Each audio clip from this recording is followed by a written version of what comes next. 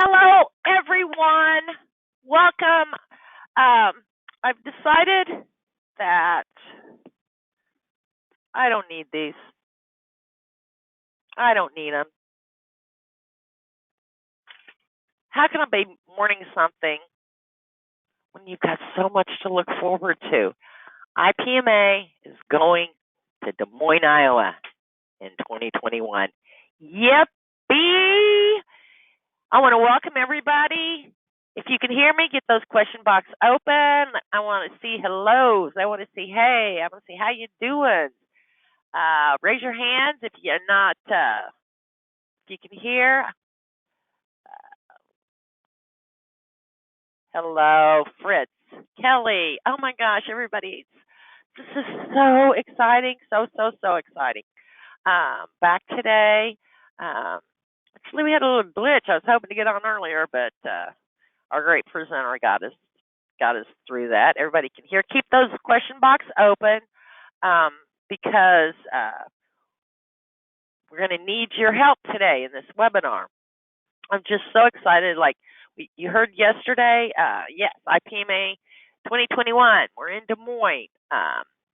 Go to our website, ipma.org, and you'll be able to see the video produced by our great friend Larry Clements.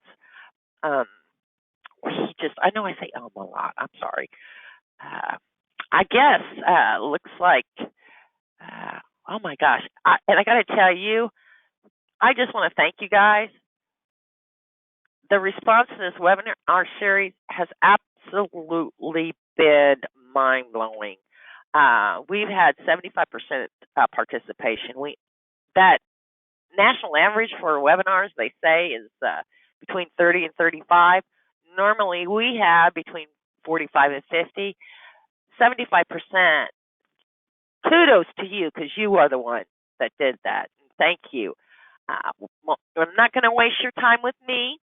Going to bring in our presenter for today, Doc Holliday.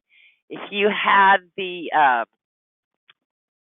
privilege of being with us yesterday, she just did an amazing job, and she's going to give us today. You do not have to grin and bear it. Learning resiliency best practices. And if I can get Trish to share her screen, we can get started. Keep those question box open because she's going to surprise you.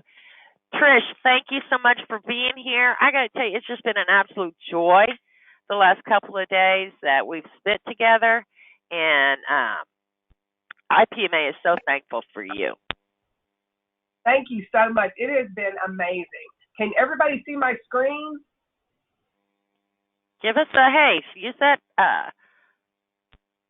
Yep. We got a yep out there. Yes. Okay. You're beautiful. Everybody says you're beautiful. Yepers. Thanks, Judy. Yay! Oh my gosh, this has been so incredible. I am so excited that I get to do this with you all. And this next hour together, I want us to learn, I want us to have a good time together and really think about this idea of resiliency because, oh my goodness, are we in a time where we need to talk about resiliency? And one of the things that I have found as I've studied this particular topic is, you know, it's not one of these skills that everybody just naturally has. What I've learned is you can actually develop the skill of resiliency. You can work on it. You can find out where maybe your weak spots are in terms of being resilient and then really focus on building that muscle to develop the skill of resiliency. So I'm delighted we're talking about this today. I think it's timely. I have had so much fun with Sherry, Mike, Jennifer, getting ready for this webinar. So if everybody will buckle in and let's have a good time talking about what really are the best practices that surround resiliency. And so I have this image. You'll notice it on the slide of whitewater rafting. I'm going to talk about that in a little while, so keep that image in mind. But remember, as we go through this particular content, you don't have to grin and bear it. There is a way for us to be resilient and come out on the other side okay. So I'm excited to share with you today. As we look at this particular topic, really the big idea that I want to help us think about is to develop your own recipe for resilience. One of the things that's important to recognize is everybody is resilient in different ways. Your own unique personality comes out in how you handle change and how you react and respond. And so when we're thinking about the skill set of resiliency, we want to make sure that it's personal, that it is your style. You're not having to copycat anybody else. You really have developed your own recipe for being resilient. So I'm excited to introduce to you how to do that and have you walk away from this session with your own recipe ready to deploy. If we want to break it down and look at the three big objectives that I want to cover today, the flow of how we're going to talk about resiliency, I want to define it. I want to make sure we're all operating on the level playing field with what we're talking about with resiliency, and really look at what it is and what it's not, so that we have a lot of clarity going into our conversation today. And as we explore what resiliency means, then really how do we develop that skill set? And if we're already considered resilient people, you already think of yourself as someone who is resilient, then maybe today's webinar will help you hone in on a way to leverage those strengths that you bring to the table.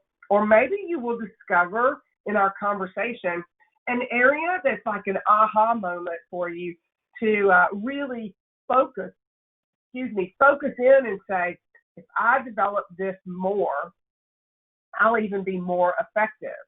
So I look forward to hearing from you. I got such a great response yesterday from being with so many of you and talking about being together in this intrapreneurship and how do we respond with that kind of intrapreneurship spirit. The response was great. People reached out. I was really, really excited to connect with you all. So I'm hoping after today we still stay connected and I hear from a lot of you all as well. When we talk about how do we develop resiliency, I want to look at that resilient mindset and also some unhelpful thinking patterns that keep us from being resilient.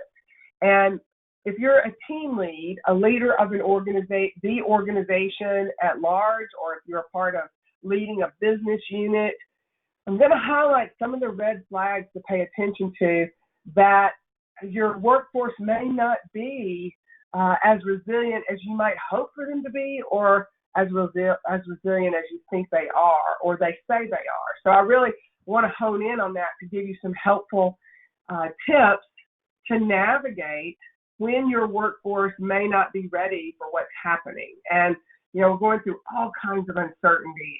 And that's why I think our conversation today is really, really important. And I would like for you to really focus on that personal recipe. So today it's going to be really personal. I want you to do some self-reflection and join me on this journey of exploration around resiliency. So as I shared yesterday, I do believe everybody has a story, and it's important when we're talking about managing by the individual and getting to know our people and getting to understand what's important to the people we lead. We got to hear their stories. We got to invite their stories. If we were in person, I would want to listen to your stories. I'd want to create a time where we did some storytelling together. Since I can't, I thought, well, at least I'll share a little bit of my story based around this resiliency skill set. And that way you get to know me a little bit. So as I start out today, and I started thinking about what story could I share that would I don't know, help the audience understand a little bit more about me, I thought the best way to do that is to introduce you to our grandson. So my husband and I, we're called Lolly and Pop. And this is our grandson, Christian Alexander. And this is us trying to honor the social distancing. Yes, we're not doing it very well, as you can tell. I mean, we're trying so hard. And this was early on when we were all sent home, mid-March. And I hadn't seen Christian for several weeks. And then all of a sudden, they bring him over, and I just want to squeeze him. But this is us trying to, and you can tell he's confused. Why does Lolly not have me in her arms? Well, so there's Christian.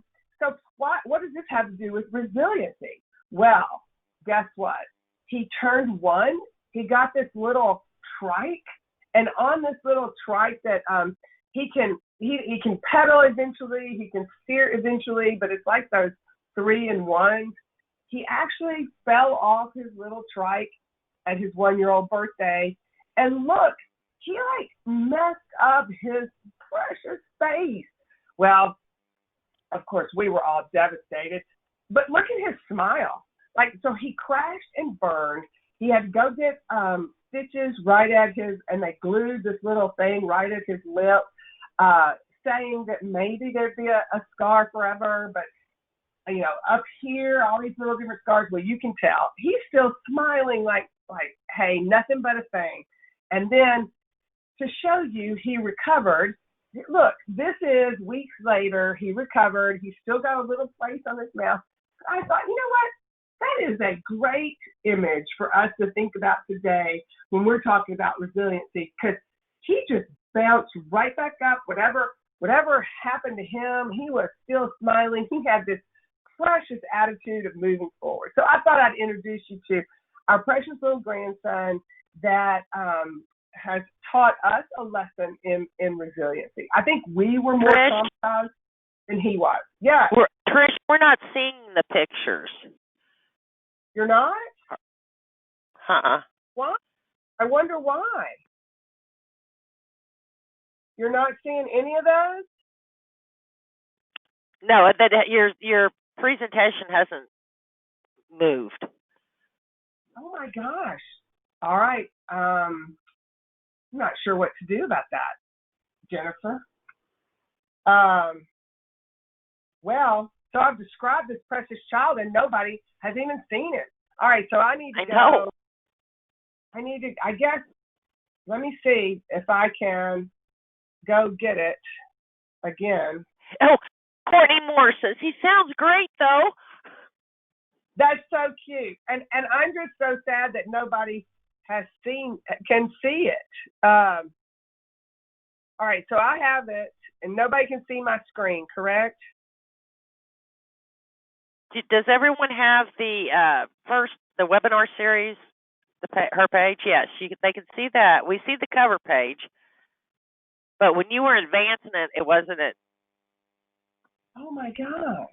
Okay, so I'm glad somebody said something. So nobody can see that either? All we see is your cover page. Wow, what do I do? I really don't know. I can see my slides when I advance, they move. All right. I'm going to change it. It's coming back your way. We're going to try this again. Okay, now re-accept and show your screen. Okay, now what does that look like? It's today's big deal. So I think everybody wants to see your grandbaby, though, so you're going to have to back up a little bit. All right, I'm going to have to back up now. So this was the big idea slide. So I'm taking y'all back. This is rerun really quickly. Big idea, make a personal recipe. Okay. Then we're gonna cover 3 learning objectives today. Can everybody see this? Just send a quick. Okay. So these are our 3 ideas: what it is, what it's not, same definition, same level playing field, and then we're going to explore how to develop resiliency, the resilient mindset, and this personal recipe. See, I've caught you up already. Everybody has a story. It's important to listen to everybody's story. And here we are, Lolly and Pop, trying to social distance with our precious little grandson that now everybody can see, right? So this is Christian Alexander. And then I told you about the birthday party. I told you about this gift he got. And then he fell, like, boom. Now you can see his precious little face, but he's still smiling. And then now he recovered. And to me, that was just a great example of, it's all in the attitude. It was nothing but a thing. And now I got to share my grandbaby with you all. So in your question box or in your hand raising, at least tell me that you got to see him and everything's good to go now, right? Okay. Yep, he's precious. What a cutie. We see him. Sweetheart, cute kid. Yes, thank you. Yes, cute kid, cutie. Very, very cute. What a cute child. Yeah, you see him, and he is adorable. But I got to tell you, that smile on his face I think he's tougher than his grandma thinks he is. Right? I mean, he is definitely tough. It was us that was like, oh my goodness. Like, yeah, we were definitely reacting more than he thought. It was nothing but a thing. Okay, well, good. I'm glad we got all that set. So now we can get to our content. And you all, that's good. We just were resilient right then. I mean, think about it. We just modeled resiliency. We didn't get flustered. We tried to figure this out, and everybody stayed with us. Like, that's amazing. So high five, Jennifer. High five. Okay, as we are talking about resiliency, I told you I wanted you to pay attention to this particular image. Because when I think about whitewater rafting, I seriously think this is a great image for us in the workplace to remember regarding being resilient. So I remember going down the Ocoee River here in Tennessee and being on a whitewater raft or a raft on whitewater rapids. And all of a sudden, it's calm. You're just cruising along. Everybody's doing their thing. And then right around the corner is all these rapids. It could be a dip or a great kind of fall.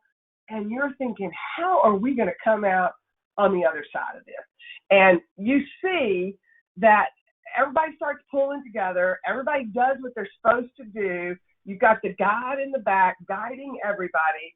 We're all anxious. We're all pretty scared at some point in this journey. I remember they called it the Devil's Fall, and I was like, we're never going to come out of this, right? I'm thinking to myself, and we do. And I thought this image is really an important image for us in the workplace, and especially as organizational leaders, because while we're going along with slow water, when everything's just cruising, we're doing our thing, all of a sudden COVID-19 hits, and our organizations are twisted and turned, and we're flipped upside down, and now we're not doing what we're used to do, and people's roles are changing, and we're having to be really responsive in different ways. And so how we do that really determines how effective we are in this area of resiliency. So I think that this is a good image to keep in your head as we talk about resiliency today. It really does bring it alive for me in thinking, okay, this is a whitewater rapid. How are we going to handle it? How are we going to navigate through this so that everybody comes out successfully? And that's what I want you to keep in mind as we explore this together.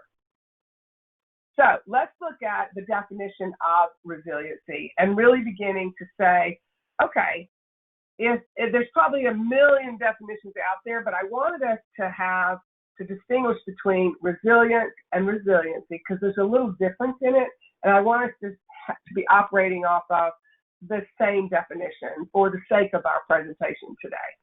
So resilience is the ability, and I highlighted the ability because that's one of the differentiators that I want to highlight to you. It's resilience is the ability to be successful both personally and professionally during a high-pressured, fast-paced, continuously changing environment. And doesn't that explain today what we're going through?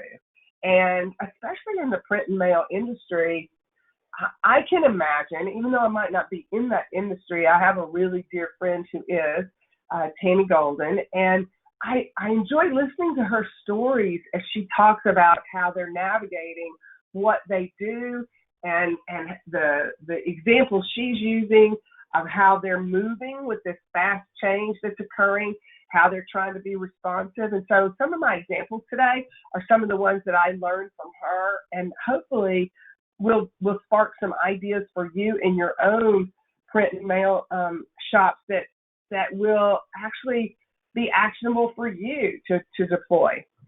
So, resilience, the ability to be successful both personally and professionally in these high-pressured, fast-paced environments. Okay, so let's look at what resiliency is.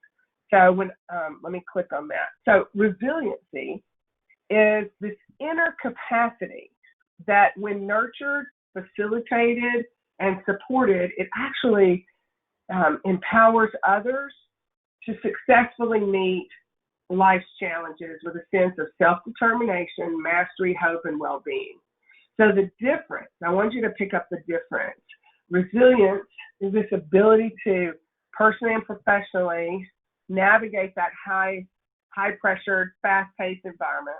Resiliency is this inner capacity that if it is nurtured, if you pay attention to your own inner capacity to nurture, facilitate, and support others during these times, right, you actually empower people to be successful in meeting those challenges that, you know, the whitewater rapids, for instance, the turn around the corner. And I like in this particular situation when we talk about resiliency, I want to hone in on this sense of self-determination, mastery, hope, and well-being. So if you think of who is someone who shows you resiliency, who has demonstrated resiliency in your own workplace, and think about those behaviors, and through what they were doing, it was like, wow, they got this. And they were able to help people's eyes stay focused forward and not behind them. And also, so I tie that back to being on that whitewater rapid. You want to stay paying attention forward. That's where you're headed. You got to put all your focus there. And to me, that's where the hope comes. And when we are resilient leaders, we are helping our workforce stay focused on what we need to be doing to navigate these white waters right now. What do we need to take care of? What do we need to make sure that we're self-determined, that we can do this? We can pull out of this. We can bring everybody along, and we can make this work. So that's the difference between the two, and I wanted to highlight that because it's really important to know that, you know, being resilient doesn't mean you and I are not going to face tragedy. That being resilient doesn't mean that we're not going to experience tough times. We all experience tough times. I remember, you know, my father passed away very tragically. He went to work out. He swam every day, and he went to swim and told my mom they had company the night before, and he had cooked a big breakfast for company that morning and sent them on their way, told my mom that he was going to go work out for a couple hours. He'll be back in the afternoon. And he actually never came back. And we as a family had to really deal with that. He had a heart attack while he was swimming and didn't make it. And so you think about, we all go through very tough, tragic times. How do we come out of that? And I remember a group of friends sitting around the kitchen table at my mom's with me. That's how we pull out of stuff like that, is we support each other. We actually come together and we say, we can do this together. We will navigate these whitewater rapids together. And there's a sense of hope that comes out of that when people don't feel alone. So when when you're leading an organization and you're leading a team, it's really important that they know that you're there for them, that you are there to support, and you understand this is frustrating. And to be resilient doesn't mean we're not going to experience frustration, but it means, how do we handle that? How do we make sure we all move forward together? So as we look at that, I think it's important to recognize what are some of the challenges to resilience and what causes us to experience those whitewater rapids in the workplace. So you can imagine excessive workload. All of a sudden, you've got folks who are feeling overwhelmed, who are feeling like they have so much to do, they can't get a handle on it. A lot of times that stirs up high emotion, and people will feel like, I don't know how to come out of this. I'm feeling overwhelmed. We've got to pay attention to that as leaders, because we want them. We want them to be resilient. We want them to find this inner capacity to navigate that, but we are going to have to support and encourage them. We can't leave them to just handle it, just deal with it, just grin and bear it. We got to let go of that perspective, and we've got to really be there and help people navigate when they're feeling like they have this excessive workload. Another challenge that might surface to resilience is this dealing with uncertainty about the future, which we're all, goodness, aren't we all dealing with that right now? And really, will we ever go back to what was? I doubt it. If you think about what we used to do, isn't our charge right now as leaders to think about how do we want to frame the business for the future? What are our opportunities right now? And so uncertainty causes a lot of anxiousness. I remember when we were doing civil service reform in the state of Tennessee, and people were really anxious about that. And what that meant was we were changing from a tenure-based culture where people got promoted based on tenure. People were recruited internally, so there's not a whole lot of external recruitment. It was a very insulated recruitment process because it all was based on how long you had been in government. And we were charged with, the governor wanted to actually create a new law and create a performance-based culture, which meant that while tenure was recognized and validated as important, it was not going to be the deciding factor of who got promoted, who got hired, that we really did want to recruit top talent. So you can imagine the civil service reform was definitely navigating whitewater rapids. And how we did that, well, there was so much uncertainty to what that was going to look like. You can imagine longtime employees were very anxious about what did that mean for them. And so what was really important, while we didn't have all the answers, we needed to be really transparent in our communication, because I believe people make up things and create rumors when they don't have information. They make up their own story. So it was really important for us in the middle of uncertainty to make sure we were communicating, here's where we are. We don't know where we're headed here, but we'll let you know as soon as possible. And I think, too, even if we didn't have anything to add to the communication, we had a set time that we were going to communicate, and people could count on that. And as you're thinking about leading your organization, leading your teams, even in the midst of uncertainty, set up a regular communication time at least once a week to say, here's where we are. This is what I know. I don't know about this, or this, but I promise you when I know, I'll let you know what I can. And people find comfort in that. So I just want us to think, when we're talking about being resilient and having resilience in our culture, that we have to pay attention when we are looking at these challenges that we face. And one of the other challenges, dealing with suffering and constant demands. So what has COVID brought? There has been people who have felt lonely in this, people who have been glad this happened and been excited. So can you imagine all the emotions on your team?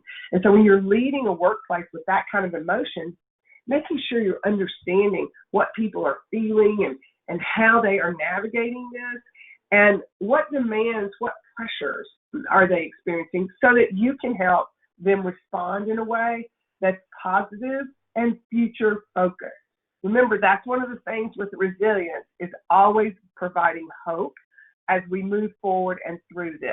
And great leaders know how to do that well. And then finally, looking at that last challenge, externally and internally imposed change. So we have with COVID-19, that's an external imposed change. We flipped on a dime, we changed our business. Some of us are even wondering what's business going to look like when we go back, right? And so as we go through this conversation, be thinking in your mind, how can I help hold a conversation with my team so that they understand how to respond with self-determination, with hope, with being and nurturing yourself to say, I can empower others to navigate these white waters. And I think I've had several leaders that I've worked with in these past few months. I've talked about this whitewater rapid image, and it's been really helpful because people can relate to that and it helps put context around it. So you might consider sharing that kind of image with your own teams as you talk about how you respond. So there's a particular theory that I think is really important for us as we talk today, and it's the YatesDodson Law. And I think it's important, especially when we're looking at what happens when we're anxious, when we get really stressed.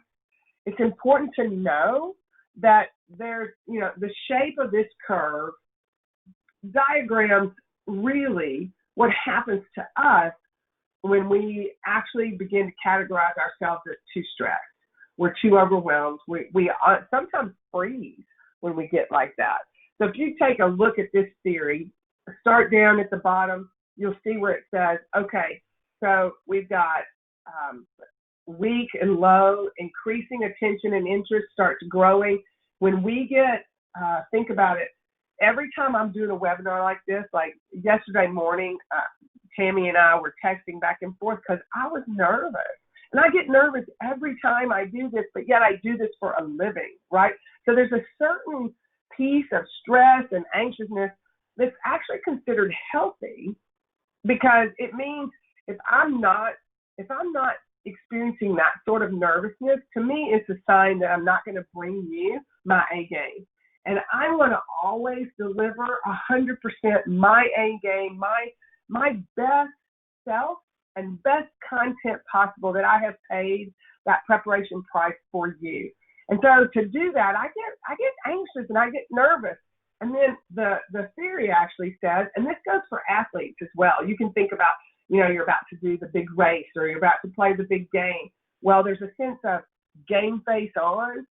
And the idea is people play really well at their peak performance. But something happens when our stress level gets so much, actually our performance decreases and stress becomes too high, and then we end up not performing well. We have that impaired performance because of that strong anxiety. So learning how to make sure that we are helping our teams who might be anxious still be able to perform, and even ourselves modeling that as leaders is important. So, it's okay to be nervous. It's okay to be anxious. It's okay that we don't understand what's ahead. Let's perform at our best and use that energy, that aroused energy, to really help us bring our best to the table. I think this is a really good theory to remember when we're talking about resilience. So here's what I want you to do in the question box for me. I want you to answer this particular question, and Jennifer, I'm going to have you read some of the answers out for me. Simon Sinek urges leaders. Simon Sinek wrote the Start With Why book. If you haven't read it, it's a great book to read. But Simon Sinek urges us to think less about the end game and more about the new opportunities. So listen to that now. Simon Sinek says, think less about the end game and more about what is happening now that's creating new opportunities. So answer this question. Why is the discussion on resiliency so important for leaders like us currently? Let me hear what you say.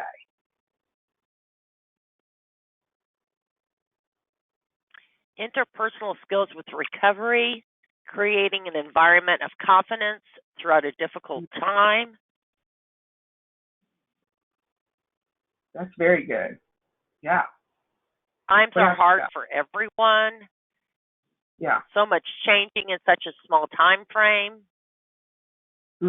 Allowing opportunities for change, recognizing new opportunities. It gives us more knowledge to shepherd our folks through this period of uncertainty. There's new opportunities. The way our world and business are changing without any forecasting possible. When there is ambiguity, leaders need to set the clear vision. Well, and so let's stop there and just take that for a minute. Leaders need to set the clear vision. And to me, and I've even had leaders when I've been doing some executive coaching with them say, I don't have a vision yet. Like, I'm not even sure what the new normal looks like. So what do I do with my team? That's really important for us to even be honest with the teams and say, hey, here's what I want you to know. We're going to come out of this on the other side. We're going to have whatever new normal we're going to create. I want you to be a part of that. I want you to help create that with me. And as I create this new vision, I want to share this with you. I want to get your thoughts. We're going to do this together. And by inviting people in, again, people buy what they create. So as if they feel like they've got some sort of way to contribute what they're thinking, not even in the final decision, but just a voice in the process.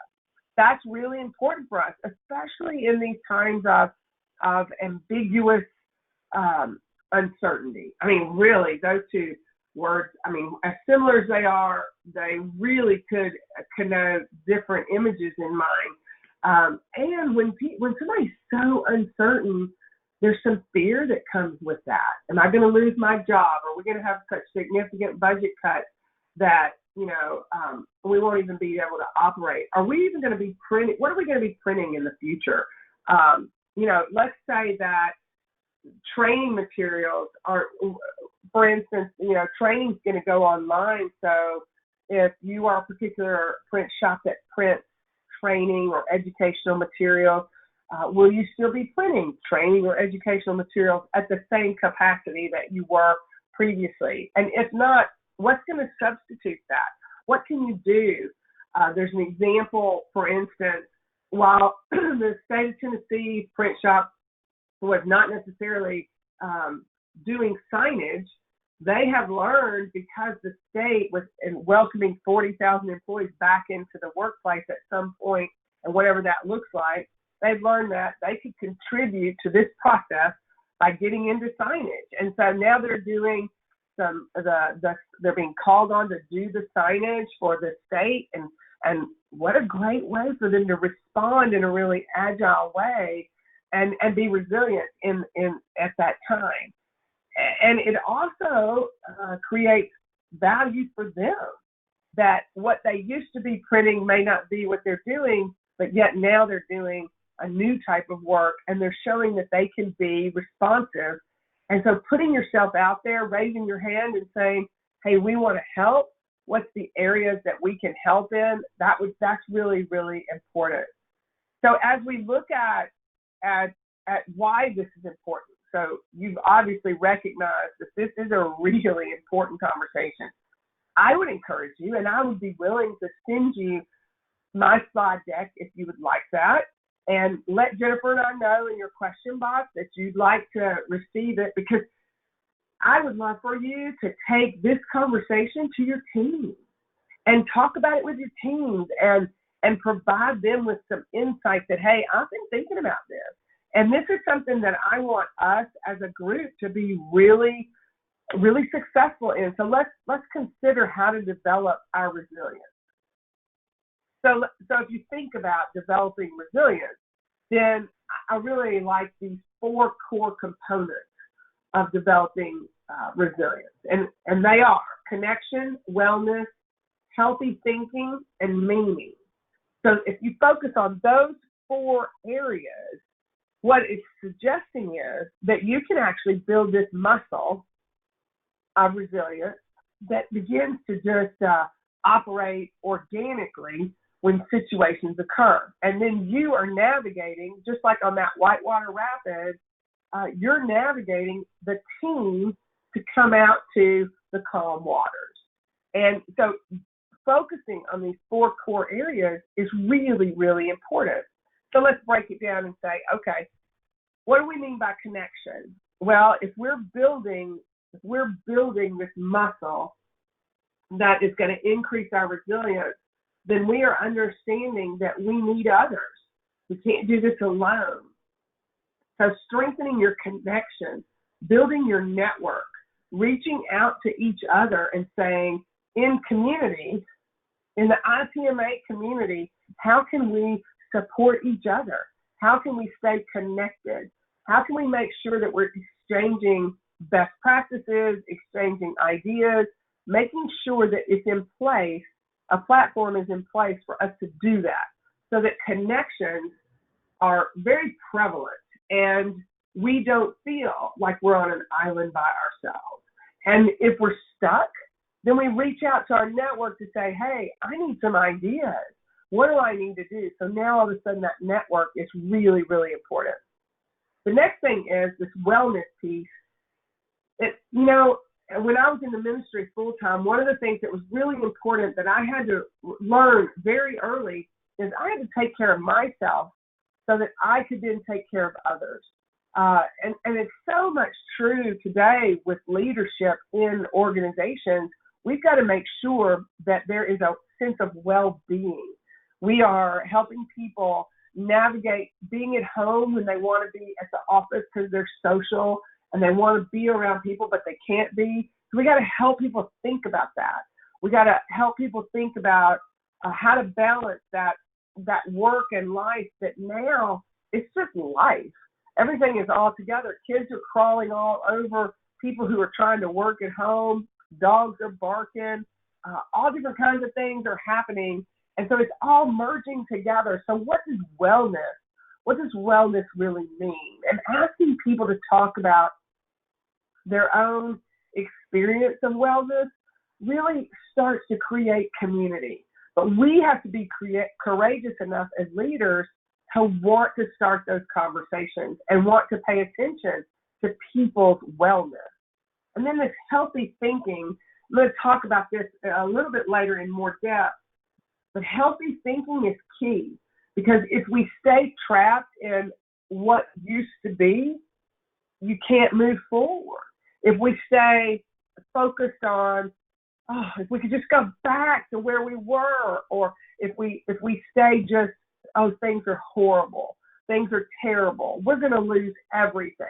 Our budgets are going to be cut. We're going to become, we don't even know if we're going to even survive. If we stay there, our mental thinking isn't healthy. What we've got to do, and remember our definitions, we've got to have hope. We've got to bring people to a place of, we can make it through this rapid, and we can get to the other side of this rapid. We're going to get up on the bank and we'll have a picnic and then we'll get back in. So making sure that there's time for healthy thinking, and ask people to express their concerns so that you are well aware of what their concerns are. And that way you can address them head on and not sweep things under the rug or be in denial about it, but actually, if that's your concern, let's talk about it. And you don't even have to have all the answers. I don't know if you know leaders who are the know-it-all leaders. One, I don't know if you've ever been invited to a know-it-all meeting. I've always wondered, why am I being invited to this know-it-all meeting? Because really, the know-it-all knows it all and doesn't need any of my input, right? I always think it's so interesting. Why can leaders not just pause, share with their team, this is where we are. We don't have all the answers yet. So remember, that helps in this healthy thinking piece. It helps people see that, one, you're with them, you're helping to think about how we're moving forward, but you still don't have all the answers, but you're working on it. It gives people a sense of groundedness. There's a foundation they can work from. And then when we talk about meaning, people want to know that what they do and the industry they're in and the jobs that they do, they're still important and they're still adding value. So as you look about the future, think about how you can help people still know that they're valued, they're important, and as we navigate this, we're going to do it together. It really does help build the relationships with the team when they can hear the leader talking about this. So the characteristics of resilient people, and these are really the differentiators. So these 5 stand out among the great folks. So great leaders who know how to do this really well. You're seeing them have a sense of control. They're not scattered like the Waffle House, waffle, scattered, smothered, covered. There's different adjectives that go with that. But sometimes I think about that Waffle House waffle and that image of being scattered, covered, smothered, and just how it makes you feel anxious with all those different components. But if we don't act scattered and we don't act smothered and covered and we have a sense of control, then other people around us will then fall into this sense of control. Another differentiator for someone who is resilient is there's a strong problem-solving skill. They know how to look at a problem and they are solution-focused versus looking at that problem and staying fixated on who didn't do what they were supposed to and being really fixated on why did this happen? And maybe during time of uncertainty, spending a whole lot of time on the root cause may not be to everybody's best interest right now. Maybe we need to look forward, come out with a solution to navigate forward, and then go back later and say, we don't want that to happen again. So let's reflect on that and really look for the root cause.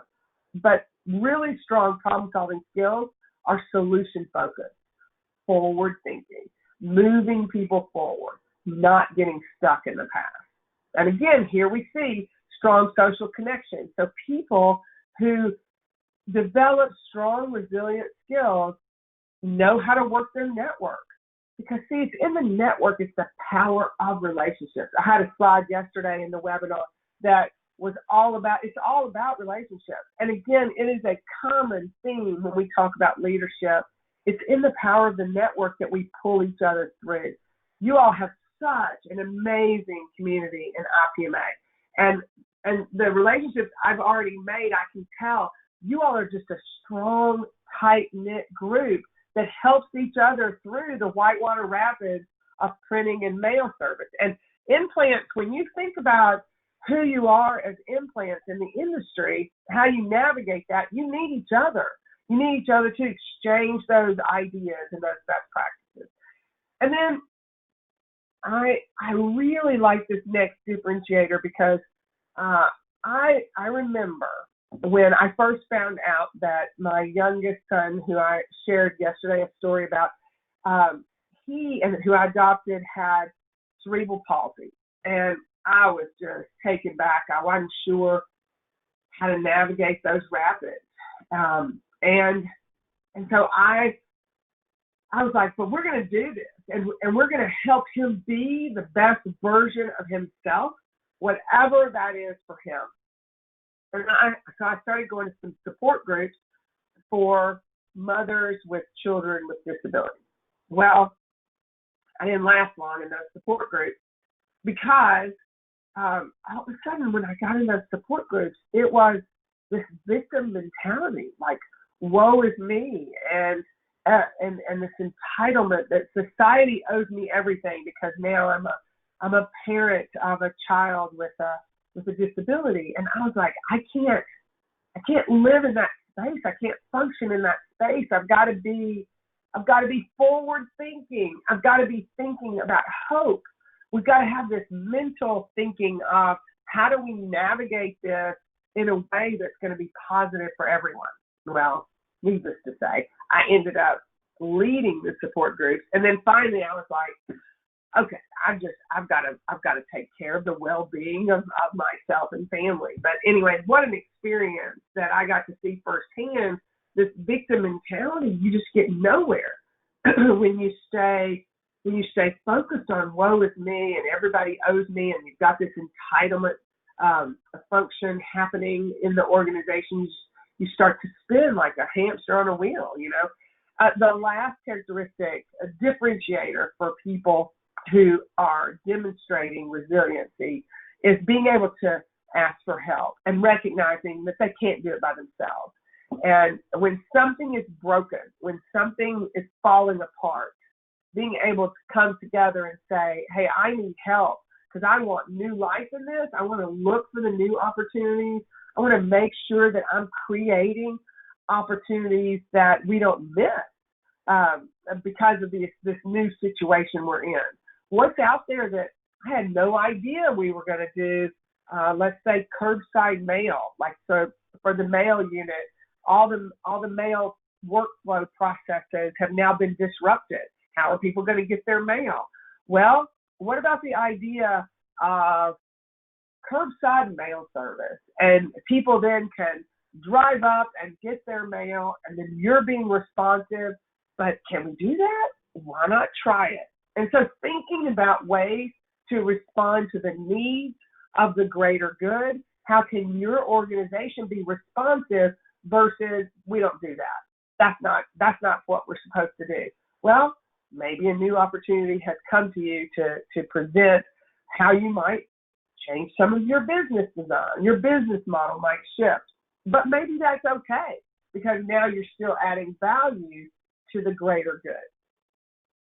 So when we talk about what those psychological and environmental factors are that contribute to resilience, then this is what you're looking for. This is what you want your team to realize they need to possess as employees on your team. Positive self-regard.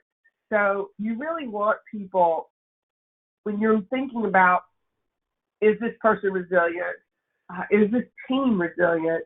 You want people to think about themselves in a high regard, that yes, I can do this. We can pull through these rapids. We can make it to calm waters. And people who typically have a negative self-regard can't think forward. Typically with a negative self-regard, you've lost a lot of hope. And so we as leaders want to keep people thinking positive and moving forward. And where's the hope in what we're going to be doing? There's a sense of asking people to have a sense of control, your internal locus of control, self-reflection. How can I be more helpful? How could I respond differently rather than a panic or, oh, this is never going to work. What's going to happen to us? They're asking us for a 12% budget cut. We'll never be able to make it. See, that kind of thinking just disrupts team order and team hope. So you really want to help people recognize that these are the factors that people really need to have in place for you to be successful as an individual, as a team, and as an organization. If we look at what those unhelpful thinking patterns are, you can hear some of these phrases. And when you do, here's my advice. Don't ignore them. Don't think, oh, they're just saying that today. Respond. So if you start to hear this black and white language, or always, or never, or this exasperated, extreme kind of communication, or demonstration of body language, you want to help people realize, let's bring it into a more moderate understanding, a more moderate thinking pattern, so it's not so on one end of the continuum or the other. The reason that this is important is because we're trying to navigate uncertainty and change. And these unhelpful thinking patterns are just that. They're unhelpful because they don't help us navigate those rapids and come out on the other side successfully. They trap us. They possibly freeze us. They sometimes, like, if people make everything about them, so it becomes so personal, that creates a heavy burden on the team leader, on the team, and you can just get the sense that everything just gets bogged down, and people's shoulders just get burdened because everything's taken so personal. That's where you've got to come in with some leadership coaching. You yourself, as the leader of the organization, have got to make sure that people know, hey, we got to stay away from these unhelpful thinking patterns. In order to navigate these rapids, we got to make sure that we are helping each other stay focused on the middle, the moderate thinking, not the extreme. That way we come out, we can navigate future focused opportunities. As you think about it, you really, if you see these signs, then don't ignore it. Spend some time with that individual and help them see. Let's not exasperate it, but let's make sure that we keep things more moderate, in the middle, and not from one end to the other. It helps with team focus on moving forward. Carol Dweck talks about the growth mindset and the fixed mindset. And this is part of the attitude that I suggested. If you have a resilient mindset, then you actually have a growth mindset, because you're saying that, okay, even in the midst of uncertainty, we're going to come out of this, even if we've got to redesign our business model with new opportunities. That's how we're going to grow. So it's, again, forward facing versus that fixed mindset. Here's what I know, here's what we do, and until we get back to this, then we can't do anything. And so that freezes the organization, it freezes your team. Growth mindset is really, really important. But here's my question to you. This is what I want to answer in your question box for me. So if growth mindset is so important, what keeps people from operating from a growth mindset? Because I would suggest this is another say easy, do hard. And I want to know from you, what keeps people from actually thinking and operating themselves through this growth mindset? Go ahead in your question box and fill that out. And Jennifer, let me know what people are saying.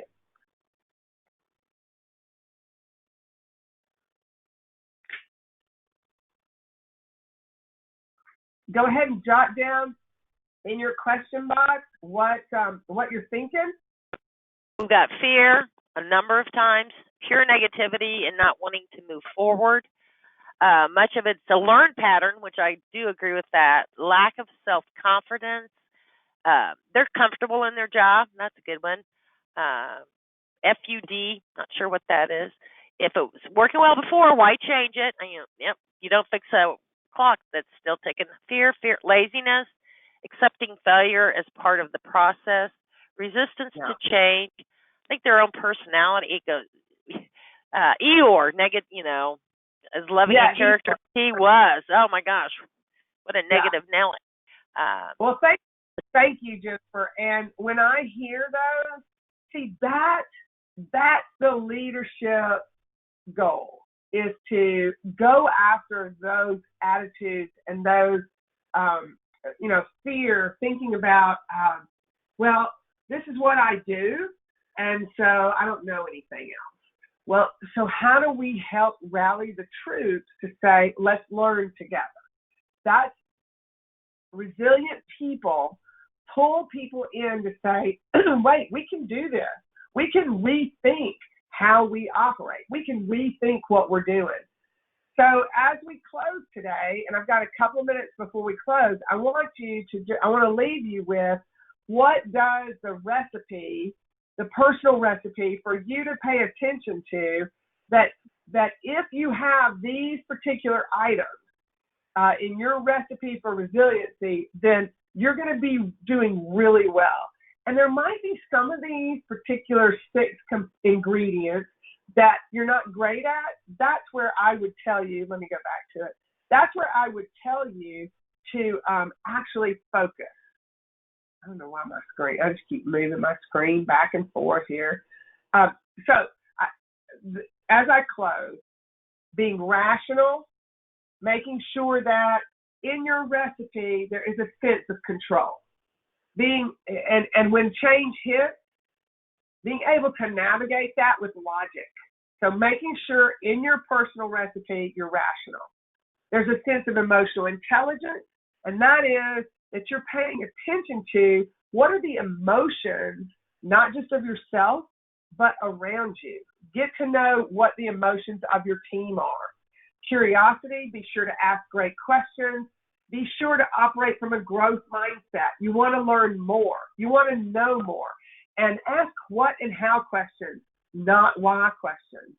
And then also you want your recipe to have some intentionality. You want to do things on purpose in times of uncertainty, in times of crisis.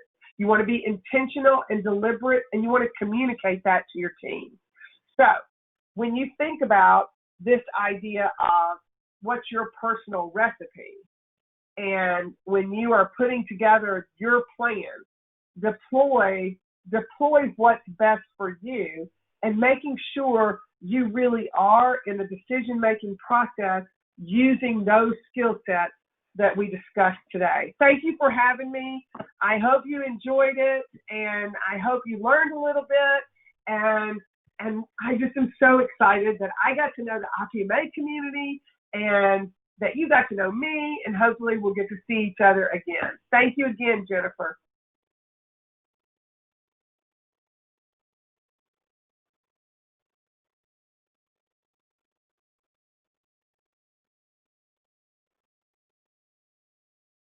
I can't hear you, Jennifer. Can everybody hear I her? know. I was muted. Okay. Sorry. It's just one thing. Thank you, Trish. Again, excellent job. So enjoyable. And I know Trish is there for you to reach out to her. There's been the recording will be available on our website, ipma.org. The PDF and the recording will be in our member community. I wanted to, again, thank Trish. We are, make sure I've got the right screen here.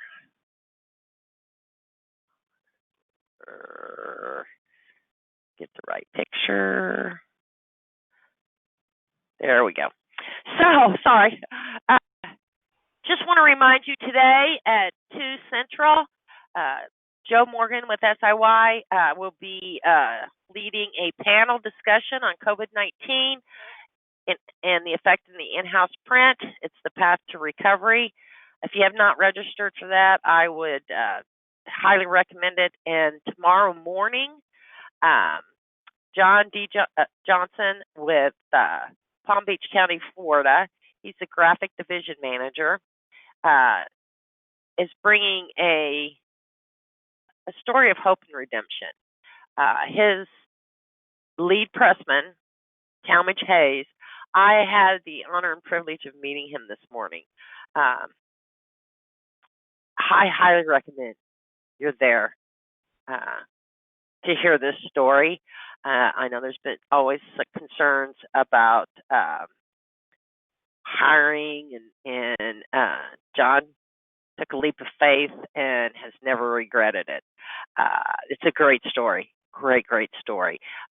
These are other remaining webinars can be found at ipma.org, along with IPMA 2021 video.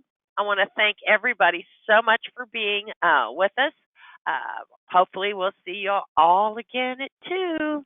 Have a good day.